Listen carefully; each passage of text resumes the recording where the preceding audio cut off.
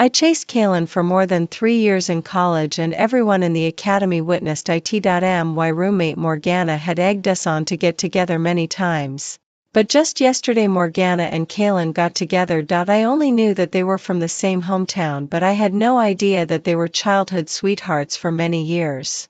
And Kaylin had always been in love with Morgana but couldn't have her. Kaylin and I were college classmates in the same class. The military training started right after the college began. That day the drill instructor arranged a tall guy to stand on my right side. When we were practicing turning left and right, I turned in the wrong direction and suddenly found myself face to face with him. That was the first time I saw Kaylin. First I saw his extremely fair and good-looking chin, and then I couldn't help but look up to see his nice thin lips, nose, eyes, and eyebrows. He frowned and glanced at me. By the time I was in a daze, he had already made the next move. The drill instructor scolded me a few words, but I didn't really hear what he was scolding about. At that moment my heart was pounding. That was when I fell for him. Later I noticed that he seemed very quiet and never participated in any of the topics during the break time. When our formation was doing the goose step, occasionally I accidentally hit his hand several times. I apologized in a low voice, but he didn't react much.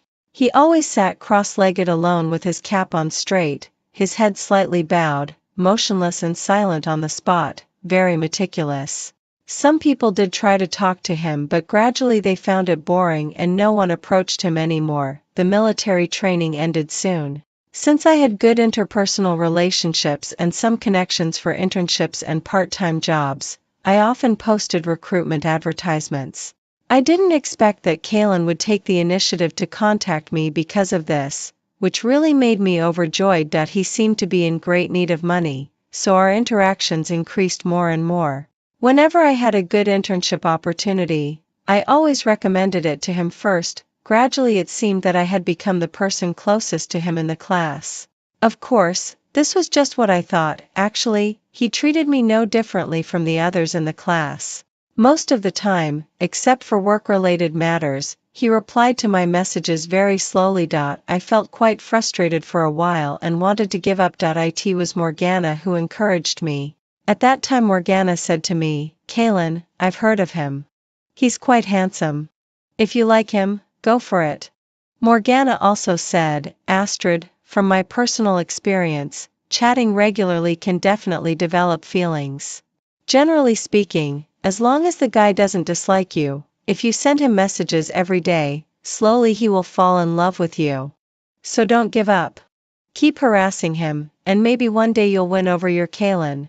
So I persevered. I judged that Kaylin's family situation probably wasn't very good. Otherwise, in City C, a monthly living allowance of 2,000 yuan for college students was usually enough for ordinary people. His internship salary was about 3,000 yuan per month. Even if his family didn't give him any money, it should be enough. However, he still seized every opportunity to make money. Every part-time job he went to, I went to, our time together increased significantly. Going to part-time jobs together after class became the thing I looked forward to the most at that time. I would always carry a bulging school bag full of things and go to part-time jobs with him. When he was thirsty, I would hand him a bottle of water just in time. When he was hungry, I would share my homemade love bento with him with a big smile on my face. Whether I got paid or not didn't matter to me. I mainly wanted to pursue him, but in order to maintain a good impression in front of Kaylin, I worked very seriously and tried my best when I was working.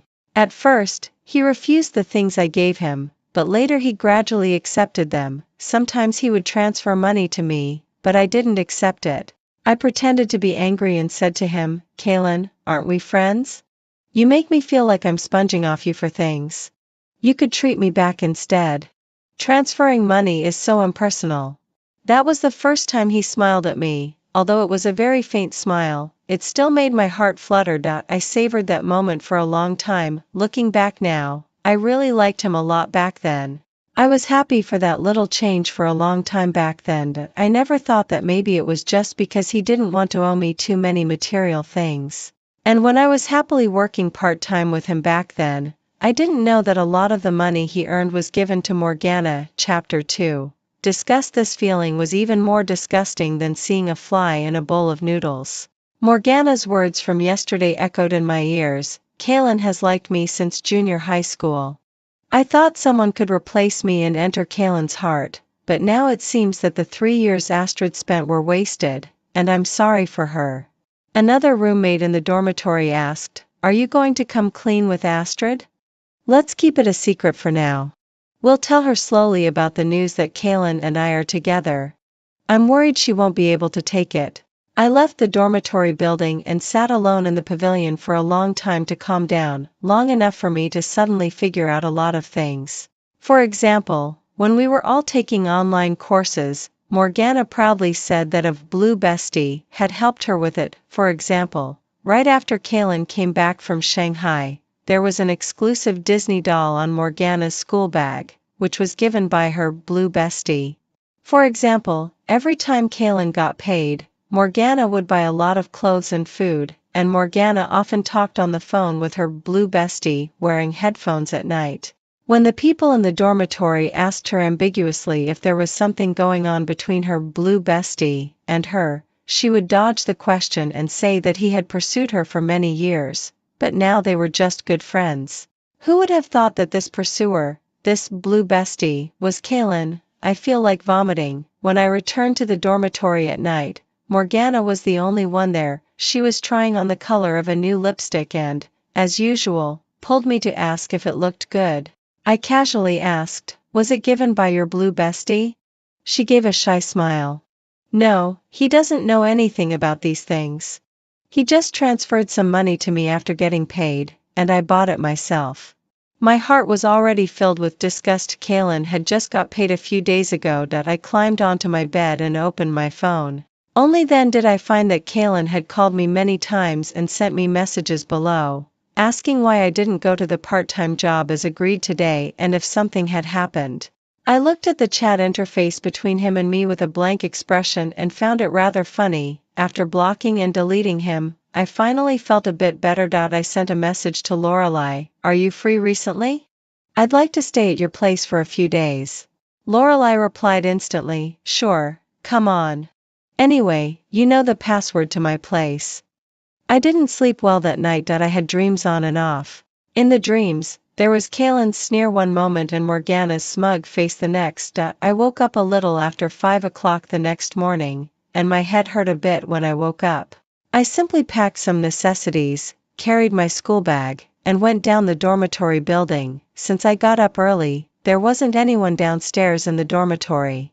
I walked quite a distance and suddenly a familiar voice called my name, "Astrid." I turned around and found that it was indeed Kaylin. He ran towards me. When he got closer, I noticed that there were some red blood vessels in his eyes, as if he hadn't rested for a long time.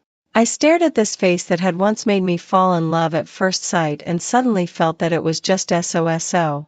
I smiled at him and said, "Are you looking for me?" He looked a bit nervous, observing my expression intently. "I called you many times and sent you many messages yesterday." I listened quietly and nodded under his gaze to indicate that I had received them. He became uneasy. "I thought something had happened to you.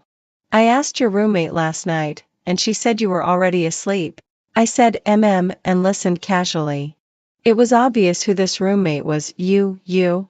He suddenly stammered under my gaze. "It seems that you deleted my WeChat." "Why?" I didn't understand why he was so nervous. Was he worried that after I stopped liking him, he would lose the internship opportunity to make money for Morgana? I couldn't help but laugh. I looked at him calmly for a while, as if saying goodbye to this face, then I said, "There was a girl who liked you very much before. But she didn't know that you had a girl you had been chasing for many years but never got, and this girl was the roommate of the girl who liked you. You and the girl pretended to be strangers in front of the girl who liked you for 3 years. The girl who liked you now hates you very much, so she deleted your contact information. Am I clear enough? In the past 3 years, although I didn't explicitly confess my love, I had said a lot of flirtatious love words to him in a joking way. Each time, I was looking forward to his reaction. But this time, I didn't look at him anymore. I no longer expected any reaction from him. Chapter 3, Resolute it happened to be the Dragon Boat Festival plus the weekend, so I could have 5 days off. These annoying things were really tiring to talk about. I didn't want to mention them at first, but I couldn't bear Lorelai's worry, so I had to tell her. Lorelai saw that I didn't want to talk much about it, so she just scolded them briefly and then comforted me. Then she said, "Astrid, you can move in and live with me. My place is close to your school." I understood what she meant. It would be uncomfortable to meet those two people on campus. I replied, "Okay, but you have to help me move." "Okay." She said, "I'm going to visit Uncle and Aunt tomorrow.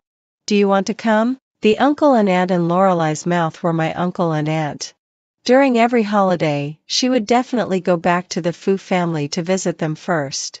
The year Lorelai was adopted, my aunt said in front of everyone that the Fu family would raise her as their own daughter. Lorelai, being such a smart and understanding person, didn't correct her at that moment. And she has been calling them uncle and aunt ever since. If I were half as understanding as Lorelai, I wouldn't have wasted 3 years on a man who didn't respond. I never went home to accompany my parents and relatives during holidays and became a ridiculous part-time job expert. I remembered that I had quite a lot of spare money, so I said to Lorelai, "I'll go with you. I'll pay for all the expenses during this holiday." Lorelai rushed over and hugged me, acting coquettishly. "Astrid, I really hate that I'm not a guy. I so want to be a kept man." I pinched her soft cheeks. The feel was incredibly good. I gave a lecherous smile and said, "Why not?" The next day, after shopping for gifts in the mall, the two of us went shopping again and stocked up on a lot of food for the next few days. It was really enjoyable being with Lorelai. Each of us had an ice cream cone, and we were walking and eating when two young and handsome guys with good fashion sense and wearing masks came towards us. I saw Lorelai's beautiful eyes light up, and then she stared at them intently. Obviously, today's Lorelai was no longer the one who wanted to be a kept man yesterday. The two young guys also noticed her gaze. Less than a minute after passing by, one of the guys came back first to ask Lorelai for her WeChat. My eyes had been on Lorelai all the time, and I didn't notice that there was also a gaze on me from the side. When I finally noticed it, I thought to myself, could it be that someone was going to ask me for my WeChat too? But when I slowly turned around to look, it was actually Xander, Kaylin's roommate from the neighboring department. I had bribed him many times before when I was chasing Kaylin. Because of the reverse principle of love me, love my dog, I frowned, and suddenly the ice cream cone in my hand didn't seem sweet at all. Xander beside me seemed to have just confirmed that it was me and exclaimed in surprise, "Astrid? Is it really you? Kaylin seems to have been looking for you everywhere these past 2 days." He looked really worried. We've never seen his perpetually cold face look worried because of anyone before. "Are you two about to get together?" He even winked at me teasingly as he said that. This is the consequence of chasing someone too ostentatiously. Although I didn't publicly confess my feelings, anyone could tell that I liked Kaylin. I looked at Xander very seriously and said, "Kaylin and I have already cut off all contact peacefully. There's no such thing as getting together in the near future, and we won't even be friends anymore. Please don't mention him in front of me again. Otherwise, I'll cut off all contact with you too." The guy was so shocked that his mouth opened wide. Lorelai gave him a sidelong glance, then took my arm and walked away. She deleted the WeChat she had just added and whispered to me, "He just has good fashion sense. Up close, he doesn't look that good. I don't want to add this kind of person's WeChat." Chapter 4. Moving out of the dormitory. My aunt dotes on Lorelai, probably second only to my cousin Fu Zheng. Previously, when Lorelai proposed moving out to live on her own, my aunt burst into tears. I had never seen my aunt cry since I was a child, but that day she cried like a little kid. But because of her doting, after crying, she still got everything ready for Lorelai, giving her countless instructions before letting her go. Our arrival this time made my aunt very happy. She asked us about our vacation plans. Actually, Lorelai and I planned to go back and stay at home after delivering the things, but my aunt was so excited that she wanted to go out and play with us. We couldn't bear to refuse, so we went along with my aunt. At night, the three of us, Lorelai, my aunt, and I, lay together on the huge princess bed in Lorelai's bedroom and chatted until 1 o'clock in the morning before falling asleep. The next day, my aunt's nephew came to pick us up in his car. Calvin waved to us with a smile from a distance. When he got closer, he pretended to complain to my aunt, "Auntie, I only have a few days off. I came all this way, and you're cruel enough to make me be the driver." Lorelai laughed and said, "It's your honor to be the driver for 3 beautiful ladies, okay?" Thus, the pleasant vacation began. During the vacation, there were huge crowds everywhere. We took a lot of photos together. On the 4th night of the vacation, I saw my aunt and Lorelai happily choosing photos to post on their WeChat moments, and I was also infected by their happiness. Over the past 3 years, I had always been revolving around Kaylin. Most of the content on my WeChat moments was recruitment information. People who didn't know might think that I had already become an intermediary. I picked out a few of our group photos and posted them. Soon, there were many comments below. I replied to them one by one. Suddenly, a comment from Morgana popped up. "Who's the guy in the photo? He looks so handsome. Astrid, please introduce him to me." I was a bit confused. I couldn't figure out what she was up to. Wasn't she afraid of being seen by Kaylin? Suddenly, I remembered that maybe she already knew that Kaylin wasn't our mutual friend, but even if she knew, she shouldn't have used this tone, right? Calvin didn't know the whole story. He only saw that a girl was complimenting him on his looks and was a bit happy, wanting to say that this girl had good taste. But under the sidelong glances of Lorelai and me, he gradually shut up. Lorelai looked at my phone and said, "Anyone who's in a relationship shouldn't say such things casually, right?" I directly clicked on Morgana's avatar and deleted her as a friend. Her way of thinking is a bit different. Normal people shouldn't even try to understand her. She had previously thought that hiding her relationship with Kaylin from me was for my own good. Lorelai nodded in agreement. "Tomorrow is the last day. Let's quickly move you out. I really can't stand having this kind of person around you." Calvin came at the right time. "We can use his big car to move. We can finish it all in one go." I had accumulated quite a lot of things during my 3 years in college. I left the heavy things like milk, laundry detergent, and various small electrical appliances to a girl in my dormitory with whom I had a good relationship. When we went downstairs, we ran into Morgana downstairs in the dormitory. Morgana's eyes were fixed on Calvin's luxurious Maybach. She saw me and then quickly scanned Calvin and Lorelai beside me. She ran over and tried to affectionately hold my hand. "Astrid, are these your friends?" I frowned and dodged. She awkwardly withdrew her hand, looking a bit hesitant. She glanced at Calvin and then put on a look of grievance and confusion. "Astrid, have I done something to make you unhappy recently? It seems you deleted my WeChat." Calvin couldn't help but roll his eyes. I guessed that he was probably thinking in his heart, "What a ugly green tea bitch, pretending like this." Lorelai was amused and said, "What brand of plastic bag are you? You can pretend so well. Don't you practice in front of a mirror before performing your act of behavioral art? Aren't you afraid that others will vomit on you because of physiological disgust?" I was worried that Lorelai would be disgusted by her, so I didn't let Lorelai talk to her anymore. I looked at Morgana and said, "Keep your boyfriend away from me in the future. Otherwise, I don't mind using all my power to make sure you can't graduate." After saying that, I didn't look at her face, which had turned pale with fright. We completed the formalities for moving out of the dormitory, and soon we finished moving out of the dormitory. Chapter 5. Liking the vacation was over. Calvin went back to City S, and Lorelai was also busy with work. In the evening, when she got off work, she would drive to pick me up and take me home. Morgana and I were from different departments, and we didn't have any intersections in our regular classes. After moving out of the dormitory, I basically didn't have to see her face anymore. But Kaylin was different. We were in the same class. We had all our classes together, but it didn't matter anymore. Anyone who was sensible wouldn't come to bother me. 2 days had passed. Every time the teacher called the roll, they would pause at the name Kalen that he had been absent from class for 2 whole days. Kalen was usually the kind of person who kept everyone at a distance, so he didn't have any good friends in college. None of the people in his dormitory helped him mark attendance. And no one knew why he was absent from class. Good. It would be best if he never came back. On the 3rd morning, Kalen still didn't come. The 2 morning classes ended early. I went to the Shirguangji bookstore on campus to read for a while. I was sitting by the window, and I always had a faint feeling that there was a gaze following me, but when I turned around, there was nothing. Was it an illusion? After the afternoon classes, Lorelei had to work overtime today and would come to pick me up a bit later.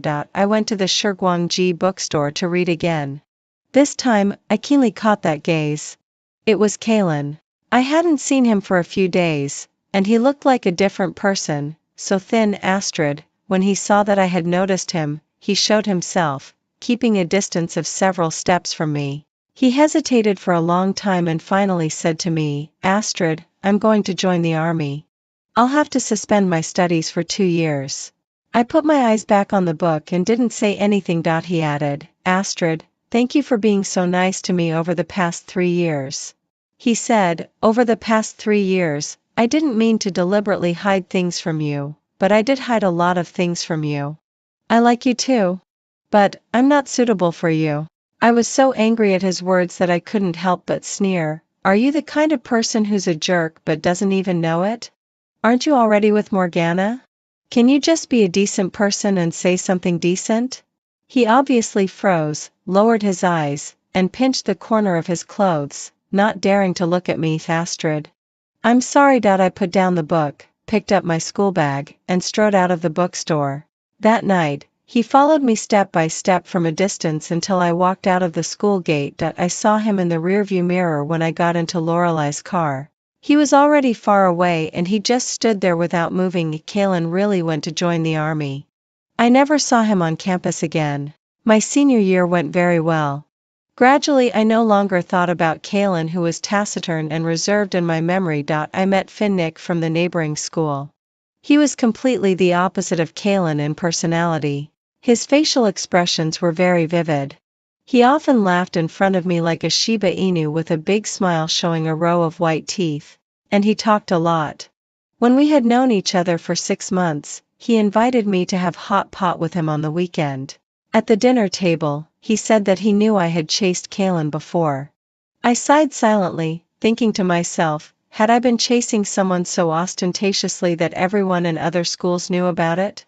I thought that with Finnick's personality, he would surely laugh at me for chasing a guy so desperately. But at that moment, he suppressed his smile and looked at me very seriously. "Astrid, you chased someone with a courage that I admire." I frowned. That didn't sound like a compliment at all. When he saw that I was unhappy, he quickly said, "I mean, if I had your courage, I wouldn't have met you so late." I was stunned for a moment. Looking at his face, which was gradually turning red, I seemed to understand something.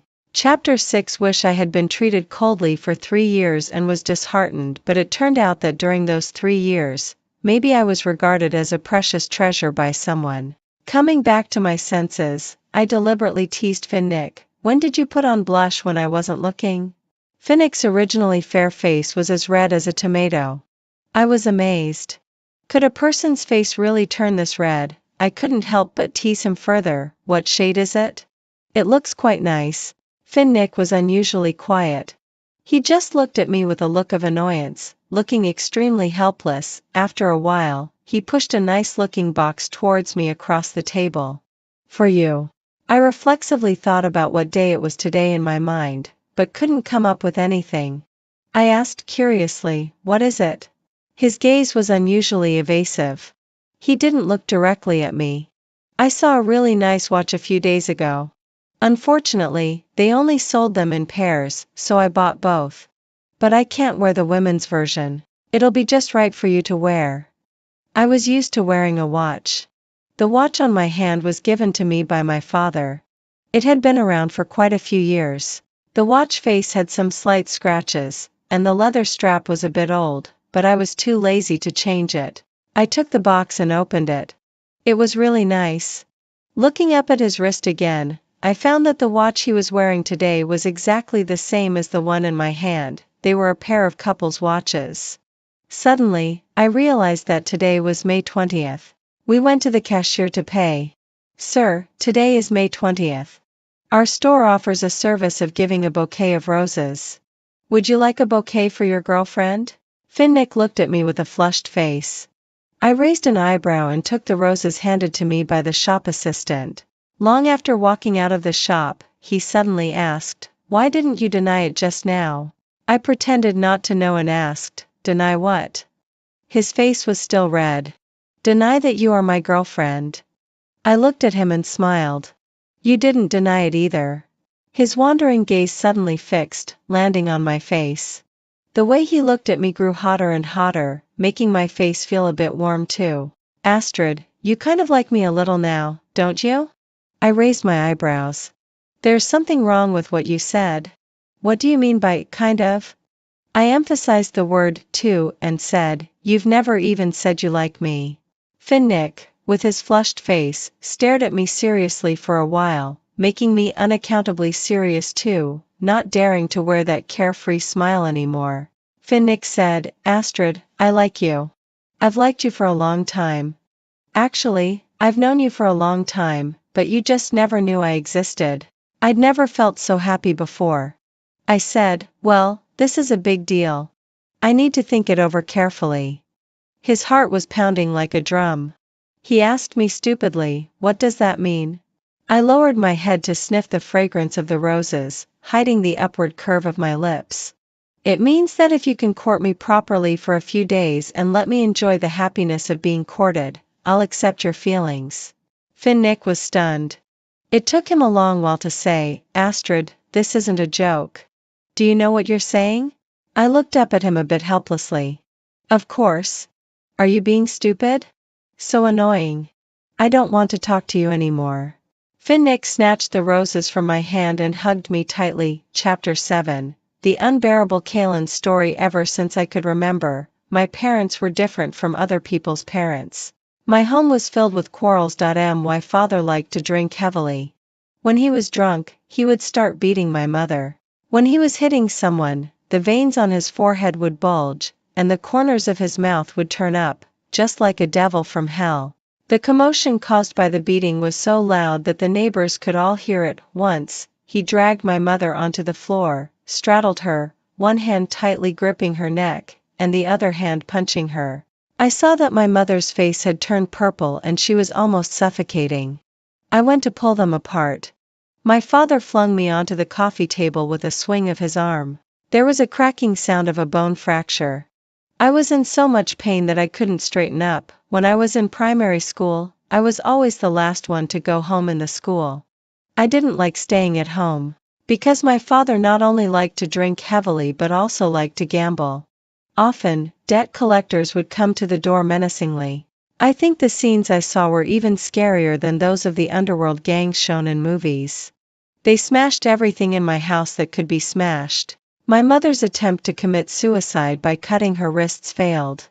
The dark red blood spread in front of the bedroom bed. I carried her on my back to the hospital. The blood dripped and soaked my clothes. My mother was eventually rescued, but she was diagnosed with severe depression by the hospital.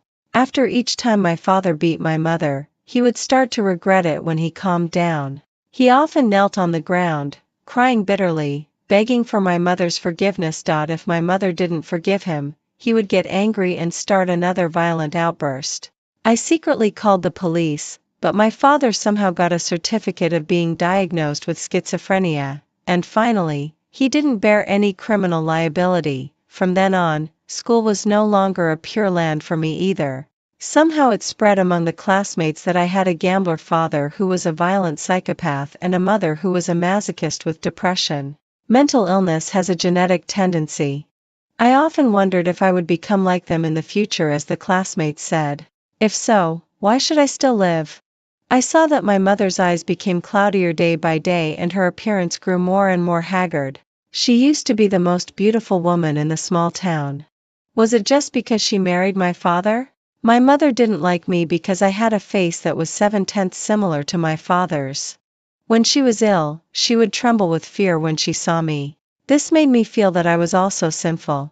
My genes were so despicable, like the mud in the mire, never able to get rid of that gloomy dampness. No one was willing to approach our family. Everyone avoided us.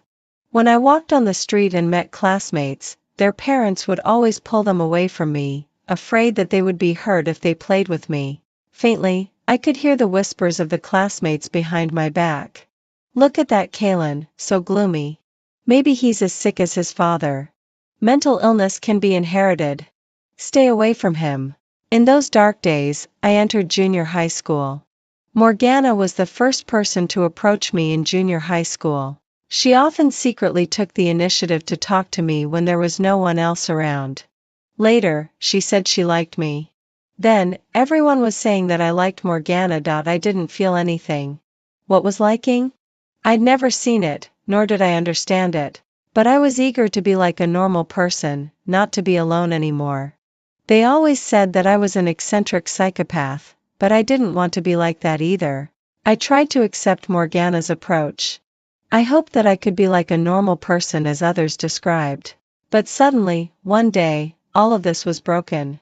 The junior high school classmates also knew about my family situation, and it spread like wildfire. When the politics teacher was talking about the harms of gambling, he looked at me with a bit of contempt. Even the teacher started to dislike me. My grades were so good. Don't teachers usually like students with good grades? I became more and more withdrawn. When my depression was first discovered, Morgana accompanied me to the doctor. When she heard the doctor's diagnosis, she looked at me with pity and said, "You're so good looking. How could you get this disease?" There was a soft sentence following that. So mental illness really can be inherited. She said it very softly, but I still heard it. I finally understood why she always approached me when there was no one around. Actually, she was afraid too. The 3 years of junior high school passed in hardship. Morgana's grades just reached the bottom line of a 4-star A-level school. We went to the same school again. Meanwhile, there were also more than 20 junior high school alumni who entered A-level school. The news that my parents had mental illness spread quickly again. My depression might have worsened. I once wanted to end it all and commit suicide like my mother. But I thought, since I had endured the 3 years of junior high school, I could probably endure the 3 years of high school too if I gritted my teeth. I tried hard to live. When I was sober, I would imagine the university described on the internet. I hadn't gone to see that new world yet. I wanted to go to a place where no one knew me. A place where no one would know my past. I wanted to go and have a look, so I couldn't die yet. Chapter 8. May there be years to look back on. I worked as an odd job worker in a restaurant next to the high school for 3 years and earned enough tuition for university. Morgana would still appear when there was no one around and talk to me. I knew that deep down, she actually looked down on me. Let her be. I didn't have that much energy to spare. I just wanted to save money for university. Because of depression, it was difficult for me to concentrate. In the end, my college entrance examination scores were neither good nor bad. I chose a school that was farthest from home. I didn't know why Morgana also chose this school. I started to get tired of her approaching me, but she often took the initiative to find me. Kalen, don't worry. In university, except for me, no one knows you. No one will know that you have depression, nor will they know that you have parents with mental illness. She grinned. This kind of smile was a bit like the obsessed smile my father showed when he was hitting someone. I know you like me the most. As long as you treat me well, I will not tell anyone. This is our secret. My family gives me too little living expenses. Can you lend me some of the money you earned from working? It's so annoying to take online courses. Kalen, can you help me with them? Are you going to Shanghai? Can you bring me back a Disney limited edition doll? Kalen, I just want to talk to you. How can you refuse me? I'm the one who keeps your secret for you. I suppressed the urge to hit someone in my heart and told myself not to become like my father. I finally arrived at the university I had imagined. But I still didn't fit in with this world. I tried desperately to blend in, but whenever someone approached me, I couldn't say a word. That feeling was terrible. I was the one who shut everyone out. I didn't deserve to be redeemed. I pulled a long face and was silent every day. But I didn't want to be like that either. I tried hard to open my mouth and talk to them, but I didn't know how to express myself or reply. My mind was pitifully lacking. My father called me and said that my mother had entered a nursing home and needed a lot of money. If I still wanted to study peacefully, I should remember to send money home regularly. Otherwise, he would catch me no matter where I was. I had taken the college entrance examination without telling him. I didn't want him to cause trouble at the school. So I seized every opportunity to make money. I think my mind was not very clear anymore. Probably on the verge of a breakdown. At this time, I was already in my 3rd year of university. Looking back on my short life, it was gloomy and depressing. Except for the name Astrid, it was the only bright spot. That was the most beautiful scene I had ever encountered in my life. It was my most precious and beloved memory. During the military training, we were practicing goose stepping. Actually, I had never been so close to a girl before, which made me so nervous that I made mistakes and hit her hand several times. I was so panicked that I wanted to open my mouth to apologize, but she always said sorry to me first in a low voice. It was clearly me who hit her. I end this life. I hadn't heard many apologies from others. I saw Astrid's internship recruitment notice. I summoned up my courage and contacted her. She was a girl who loved to laugh especially. But I didn't like to laugh because I looked more like my father when I smiled. I never dared to smile in front of others because I feared that they would be afraid of me and talk about me. But the days with Astrid were so happy that it didn't seem real. In front of her, I couldn't help but smile. Astrid said that my smile was really nice, bright, sunny, and handsome. It was the first time that I had heard such words used to describe me. I didn't dare to talk too much to her. Most of the time, she was the one talking in my ear. I was afraid that if I said too much, she would notice that I wasn't normal. Would she be another Morgana in that case?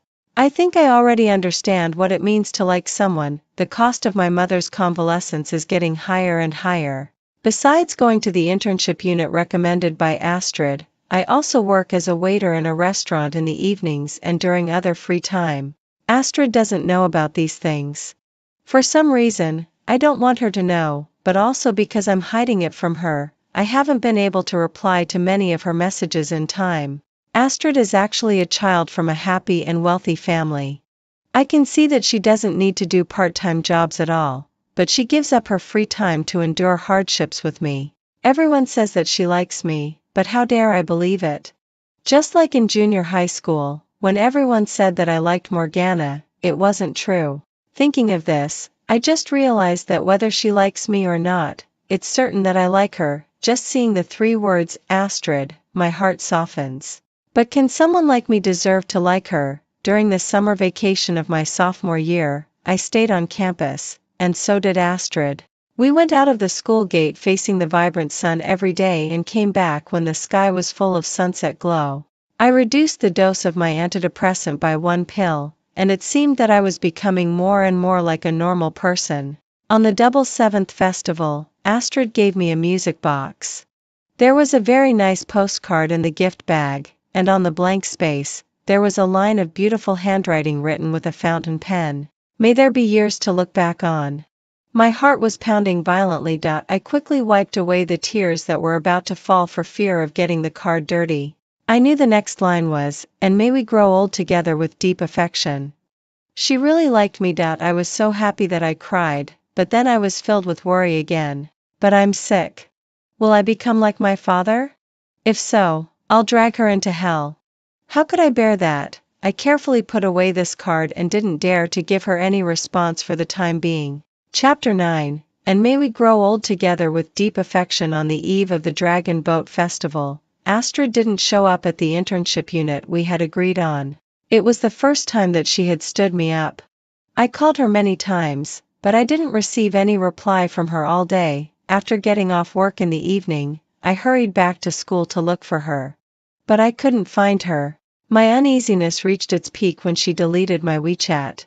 At that moment, I had a strong intuition. Morgana had told her about my illness. She knew everything. I knew I definitely wouldn't be able to sleep at night, so I went to wait for her to appear downstairs in her dormitory. But Morgana showed up first. Kaylin, why are you so nervous about Astrid? Do you think Astrid really likes you? She's such a carefree young lady with so many friends that she can get help whenever she wants. She just likes your face. If she knew you were sick, she would have stayed away from you long ago. It's been me who has been with you all these years. How could you fall in love with someone else? Kaylin, only I'm really good to you. Don't force me. She must be sick too. I laughed silently. Why are there so many sick people in this world? I found a secluded corner downstairs in Astrid's dormitory and sat there all night. A little after 5 o'clock in the morning, I saw her figure. I jumped up suddenly. For a moment, my eyes went black and I felt dizzy. Even when I opened my eyes, it was all dark. No, I shouted in my heart. Get better quickly. Astrid is going to be far away. I shouted her name loudly, Astrid. She stopped and turned around, looking at me calmly. I ran up to her, with thousands of words in my heart but unable to say a single one. She said, "Are you looking for me?" I observed her expression, wondering if this would be her expression if she knew I was sick. I said carefully, "I called you many times and sent you many messages yesterday." She nodded. I became uneasy. I thought something had happened to you.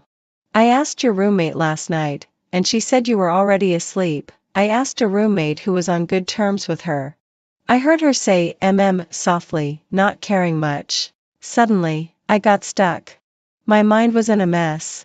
Like a useless person, I managed to ask her with difficulty, you? It seems that you deleted my WeChat. Why? She smiled. She was still very beautiful, but this kind of smile made my heart ache. She looked at me calmly for a while, as if saying goodbye to me. She said, "There was a girl who liked you very much before." Before? She doesn't like me now. She knows I'm sick. My eyes started to go black again, my head was dizzy, and my ears started to ring vaguely. I heard her say to me, "But she didn't know that you had a girl you had been chasing for many years but never got. And this girl was the roommate of the girl who liked you. You and the girl pretended to be strangers in front of the girl who liked you for 3 years. The girl who liked you now hates you very much, so she deleted your contact information. Am I clear enough?" She turned around and walked away. The light was gradually getting farther and farther away from me. My feet seemed to be filled with lead, and I couldn't move a step even with all my strength. I passed out. The dormitory aunt found me, and I was taken away by the 120 emergency center. The doctor told me seriously again, "Do you know that you have severe depression?" I nodded. "I advise you to suspend your studies immediately and go home for treatment. Your current state is very dangerous. If you don't suspend your studies as soon as possible, your nerve movement will become slower and slower. Your intelligence will decline. You won't be able to complete your studies, and there will be other serious potential dangers." I recalled Astrid's words and figured out what Morgana had probably told her. I also figured out that Morgana hadn't told her about my mental illness. Suddenly, I was glad that it was like this. If she knew that she had liked a crazy person for 3 years, how scared she would be. She would be haunted by it forever. I went back to school and decided to be greedy for a few more days of having Astrid by my side. I was like a dark traveler who couldn't bear the light, hiding in the dark and greedily watching her every word and action and memorizing her appearance frame by frame in my heart. Without me by her side, she was living well, and her smile was even more beautiful. There was no trace of me in Astrid's eyes anymore. She didn't like me anymore. "Astrid, when you found me in the bookstore, I really hoped that you could like me again and look at me with loving eyes again.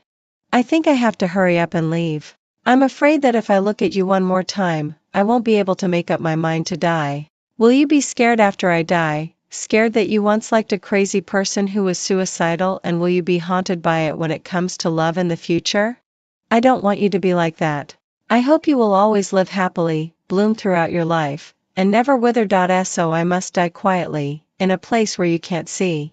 But before that, I still can't help but tell you, Astrid, actually, I like you very much too, but I choked up and tried very hard to continue, but I'm not suitable for you.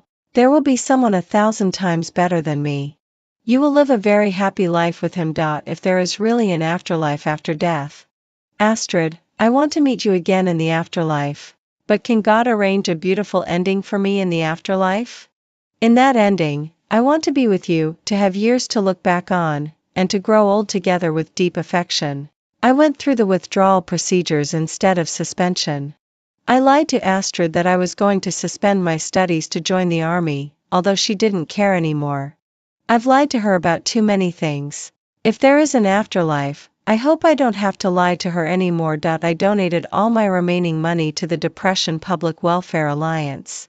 I didn't manage to get out of this in my life, but I hope that people like me can be lucky enough to get out. The music of the music box rang in my ears, and I was holding the card that Astrid gave me in my hand. At the moment when I closed my eyes, I seemed to see Astrid's figure running towards me. It's so nice, Astrid. I see you. Is that the afterlife? Astrid, I love you.